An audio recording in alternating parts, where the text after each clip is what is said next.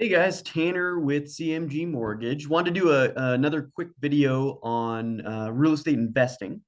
So, these video shorts are kind of short pieces. We will do some longer educational videos, with some real estate agents, with some different people in the community, to go through a little bit more detail on real estate investing. But I wanted to, of course, with these videos, give you guys examples of some of the different directions you can go. Get some ideas on how to invest in real estate efficiently, effectively, so on and so forth. So this video specifically is on what's called house hacking. So house hacking is an investment strategy that focuses on being able to get into properties for as little cost as you can and for the best rates and everything that you can, while being able to hopefully put yourself in a position to be able to expand the number of properties that you own, fairly quickly, fairly inexpensively again. And the way that you do this with house hacking, there's two main pieces that come into play when we're talking about the house hacking conversation. The first one is how you acquire the properties. The second one is how you make income off the properties. So how you acquire them with house hacking is different than just going and buying an investment property. What you actually focus on is getting properties for a small down payment and getting yourself into those properties quicker and easier.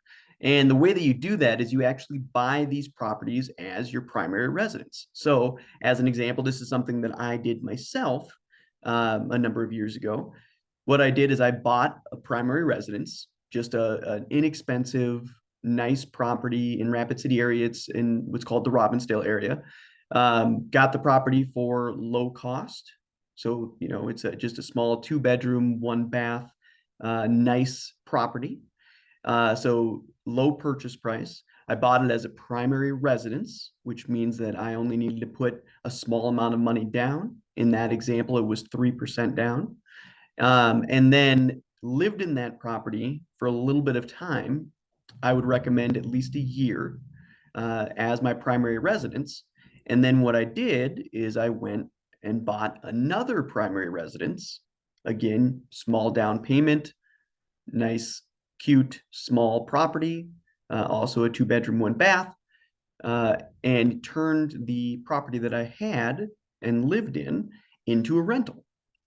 And then lived in the new property for about a year and a half as my primary residence, fixed it up a little bit, went and bought a new primary residence. This one was actually a little bit bigger. It was a 4 bed, 2 bath.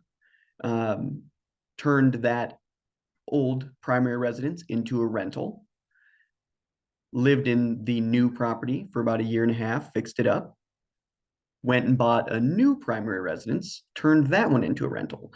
And so through that process, I had 3 rental properties within, roughly 4 years that were all rented out.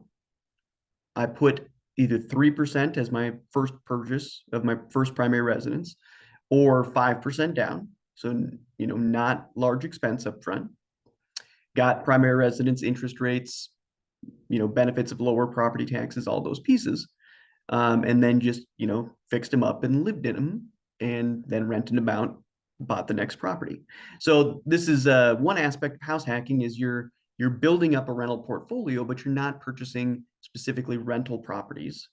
You're buying properties that could be good rentals, but they aren't specifically being purchased as a rental right off the bat, which means you have lower upfront cost, a little bit better interest rates, again, a little bit lower property taxes because they're primary residences, so on and so forth.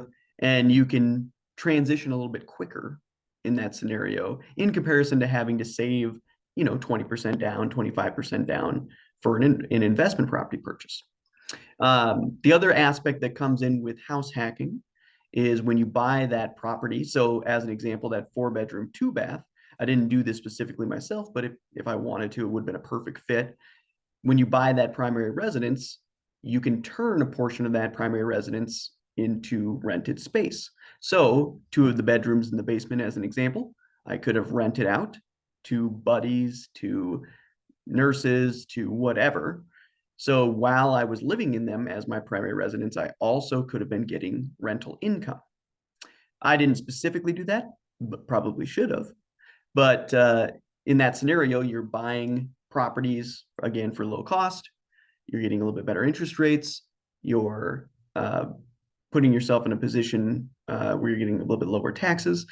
You're putting yourself in a position where you can rent out a portion of the property while you live there. And then when you purchase the next property as your primary, you're turning that property you left into a rental property. So again, this isn't the only way to go. And obviously, it will include you moving multiple times. And a lot of people don't like doing that.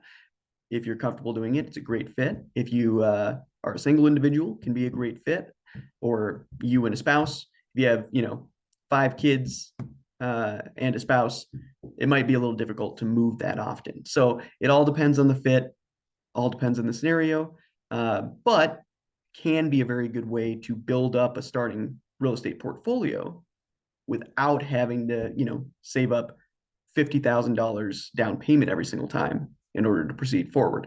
So a quicker, easier way to get into real estate investing. Obviously, when you build up enough equity, you can put yourself in a position where you can use the equity from those other properties as down payment on actual investment properties, and you can move forward a little bit quicker without having to move. That's always nice. But again, it's a great way to get started and get yourself some income to offset those mortgages while you live there. And of course, then get rental income to cover those mortgages after you leave. So good direction. Any questions on this, please let me know. Again, it's something I did personally, so I can definitely give more guidance if you're interested in getting more information. Tanner with CMG.